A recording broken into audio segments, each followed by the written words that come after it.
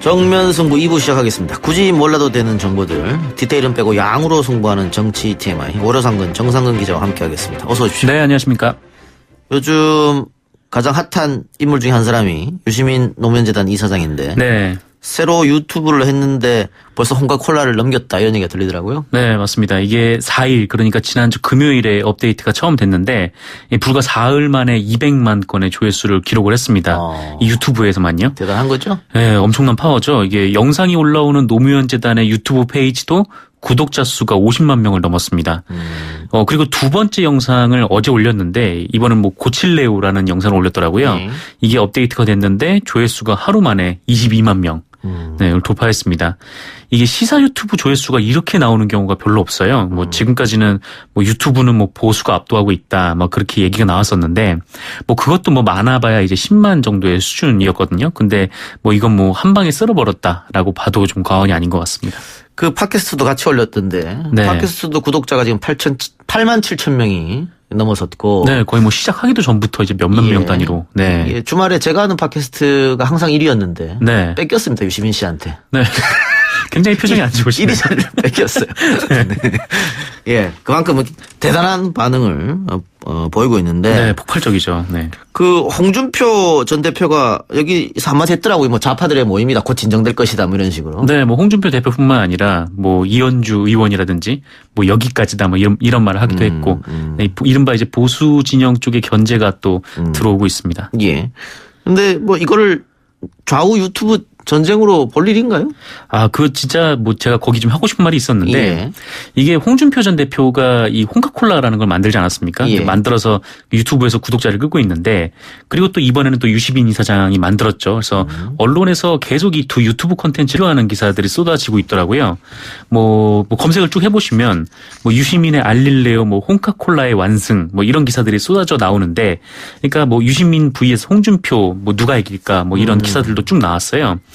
근데 이게 그 두 콘텐츠가 같나라고 생각을 해보면 뭐 제 생각에는 뭐 전혀 그렇지가 않은 것 같다는 생각이 드는 게 기자들 입장에서는 이렇게 대결 구도로 써야 많이 읽을 거 아니에요? 네, 많이 읽는데 근데 이거랑 비교할 건가를 먼저 좀 생각을 하고 비교를 해도 비교하는 게 더 낫지 않겠나. 근데 뭐 홍준표 전 대표 같은 경우에는 처음에 방송을 딱 올렸을 때 뭐 문재인 대통령이 뭐 판도라라는 영화 한 편 보고 뭐 탈원전을 결정을 했다느니 뭐 확인되지 않은 사실. 네, 무상으로 정상회담 안 한다느니 뭐 이른바 이제 뭐 가짜 뉴스 이런 내용들이 막 유포가 된 그런 거거든요. 근데 뭐 이런 두 개의 컨텐츠를 비교해서 뭐 유시민의 구독자 승 이렇게 치부를 해버린다고요. 그래서 이러면서 은근히 좀 홍준표와 유시민을 같은 반열에 올려놓고 그러다 보니까 또 기사가 어떤 식으로 발전이 되냐면 이게 동아일보 보도 제목이 이렇습니다.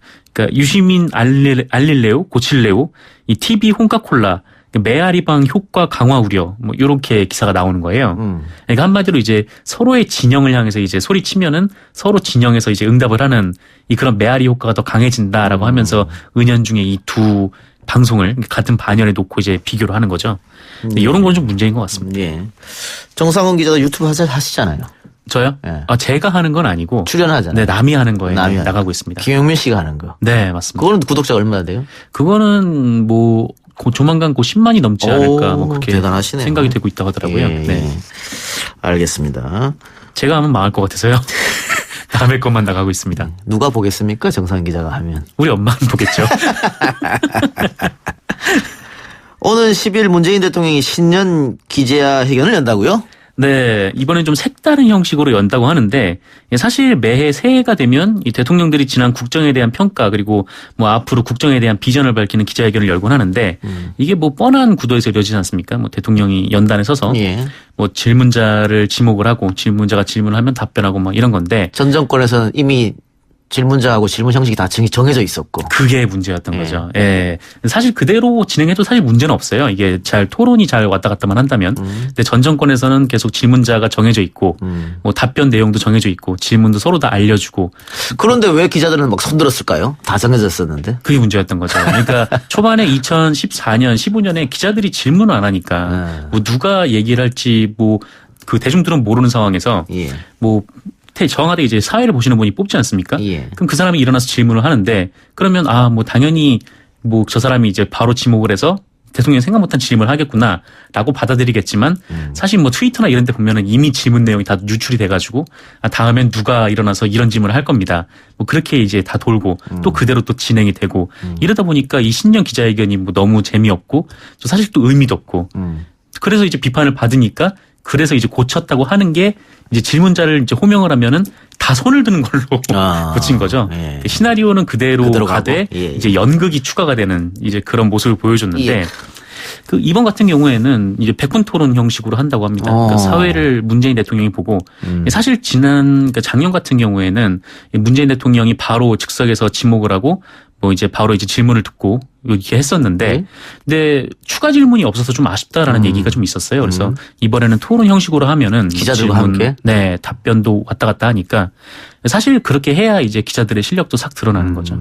그런데 지난 정권 같은 경우에는 박근혜 전 대통령이 기자들을 물론이고 국민들하고도 너무 직접 안 만났다. 네. 근데 뭐 노무현 정권이나 김대중 정권에서는 상당히 많이 국민들하고 대화도 하고 기자회견도 많이 했었잖아요. 네. 그래서 문재인 정부 들어서 바뀔 거다라고 했는데 그 국민과의 대담 이런 거는 아직은 그렇게 많이 하고 있는 것 같지는 않아요. 네, 사실 저도 개인적으로는 그때 김대중 전 대통령이 국민과의 대화가 이 어릴 때 봤었으면서 상당히 기억이 좀 많이 남거든요. 그래서 그런 형식으로 프로그램을 만들어도 재밌겠다 싶은데 뭐 그 김대중 대통령 이후에는 잘 안 나오더라고요. 그래서 뭐 문재인 대통령도 뭐 이렇게 좀 이전 정권에 비해서는 뭐 기자들하고 접촉이라든지 아니면 시민과의 접촉면이 좀 넓어지긴 했지만 좀 더 적극적인 그런 소통을 보여주는 것도 어떨까 뭐 그런 생각도 해봅니다. 기대해 보고요. 청와대 참모진 개편 얘기가 아직 청와대에서는 흘러나오지 않는데 언론을 보면은 확정된 것처럼 나오더라고요. 네, 뭐 이번에는 뭐 외교안보 분야에서도 뭐 교체가 될 거다, 막 이런 얘기까지 나오더라고요. 뭐 이 대표적으로 뭐 정의용 외교안보 실장 자리에 이 서훈 국정원장이 들어갈 거다, 뭐 이런 보도도 나왔는데 뭐 이렇게 되면 또 국정원장이 또 바뀌게 되니까 국정원장도 새로 뽑고 이 국정원장을 새로 뽑으면 청문회를 다시 하지 않겠느냐. 그러면 어차피 청문회 하는 거 뭐 외교부 통일부 장관이 있어 외교안보 라인을 전부 다 뭐 바꾸지 않을까 뭐 이런 보도들도 나오고 있는데 아직 청와대에서는 뭐 확인을 한 바는 없습니다. 확인한 바는 없고.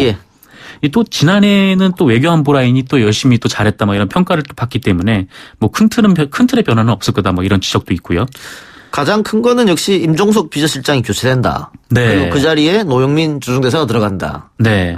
아무래도 뭐 내년에 총선도 있고 또 이제 청와대가 문재인 정부가 출범한 지 한 반 정도가 지나가는 시점이기 때문에 한번 뭐 교체가 있지 않겠나 뭐 그런 생각들은 뭐 예전에도 많이 했던 것 같아요. 이제 많이 했는데 뭐 이번에 이제 주로 이제 그 교체가 거론되는 대상이 오르는 분들이 대체로 정치인 출신 아니면 국회의원을 하다가 뭐 장관이 된 분들 뭐 이런 분들을 중심으로 좀 얘기가 많이 나오는 것 같습니다. 뭐 청와대 임종석 라인이 많았는데 이번에 다 교체될 것이다 그런 얘기도 있더라고요. 네, 지금은 뭐 설만 계속 왕성할 뿐인데 이게 아직 뭐 청와대에서 공식적으로 확인되지 않았으니까요. 근데 뭐 이번에 뭐 비서실장으로 노영민 주중대사가 온다, 뭐 정무수석으로 뭐 강기정 전 의원이 온다, 뭐 국민소통수석에 뭐 윤도한 전 MBC 논설위원 등이 온다, 뭐 이렇게 얘기는 나오는데 뭐 검증도 완료됐다라는 보도까지 나오는데 아직 확인이 된 바는 없습니다. 시기상으로는 교체 시기는 됐다고 보여지고요. 네, 뭐 말씀드렸듯이 내년에 총선이 있고, 네, 또 정권이 이제 반환점을 좀 가고 있는 상태이기 때문에, 네, 그런 얘기는 있습니다. 행정관이 참모총장 불러내서 만났다. 이건 뭔 말입니까? 이게 KBS 보도인데요. 이 KBS가 그 며칠 전에 이런 보도를 한 적이 있었어요. 그러니까 그 청와대의 한 행정관이 외부에서 이제 누구를 만났는데 이 가방 안에 인사 관련된 자료를 들고 가서 만났는데 이 갔다 오면서 이 담배를 피다가 그 가방을 잃어버렸다. 뭐 이런 보도를 한 적이 있었는데 알고 보니까 그 행정관이 외부에서 회의를 하러 만났다는 사람이 육군참모총장이었다. 라는 보도가 이제 어제 KBS를 통해서 나왔습니다. 그러면서 이 참모총장을 행정관이 카페에서 만났고 또 동행한 또 다른 행정관이 있는데 이 사람은 이제 군 출신으로 이 승진을 앞둔 사람이었다라는 게 이제 KBS 보도예요. 그러니까 이게 전반적으로 KBS 보도의 기조는 이 청와대가 군 인사 개입을 했다 혹은 이 행정관이 어떤 이제 인사청탁을 한 거 아니냐 뭐 이런 의혹에 좀 초점이 맞춰져 있는 보도였습니다. 행정관이 참모총장을 만났던 거는 사실로 드러났습니까? 네, 이거는 청와대에서도 부인하지 않고 있고 뭐 참모총장도 부인하지 않고 있습니다. 그러니까 좀 이상하네요. 행정관이 참모총장을 왜 만났을까? 그러니까 뭐 이런 얘기들은 있어요. 그러니까 참모총장을 만나면 그러니까 뭔가 인사와 관련된 얘기를 하고 싶었으면 인사수석이나 뭐 인사수석이 이제 만나거나 뭐 이제 좀 급이 높은 사람들이 만나야 되는데 행정관이 이 참모총장을 바로 만나느냐 뭐 이런 의혹들을 제기를 하고 있는 거죠. 조선일보 같은 경우에는 이 30대 비서관이 참모총장한테 뭐 만나자고 해서 참모총장이 나왔다. 뭐 이런 식의 보도도 했는데 근데 사실 뭐 청와대 행정관이 참모총장을 만나는 게 불법은 아니니까요.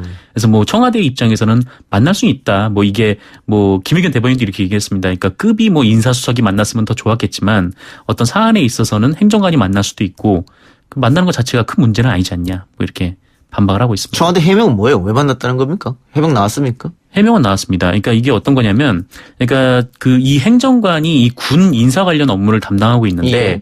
임명된 지 얼마 안 됐다는 거예요. 그래서 이게 군 인사 같은 경우에는 각 군의 참모총장이 추천권을 행사를 하고 여기에 대통령이 결정을 해서 이제 인사까지 내려지게 되는데 이 행정관이 이런 시스템, 뭐 어떤 그 참모총장의 어떤 인사 원칙 이런 것에 대한 의견을 청취하기 위해서 만났다라는 게 이제 청와대 해명입니다.